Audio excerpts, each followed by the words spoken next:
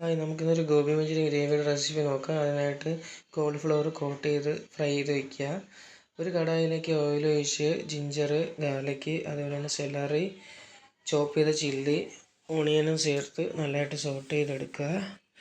അതിനുശേഷം നമുക്ക് ഇതിലേക്ക് സോസുകൾ ആഡ് ചെയ്യാം. Tomato sauce, dark soya, vinegar, chilli paste, അതുപോലെ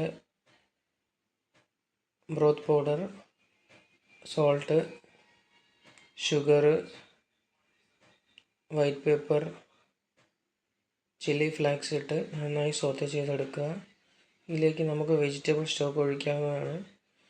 നന്നായി തിളച്ച് വരുന്ന സമയത്ത് നമുക്കിതിലേക്ക് കൊറിയാണ്ടർ ലീഫ് ആഡ് ചെയ്യാം.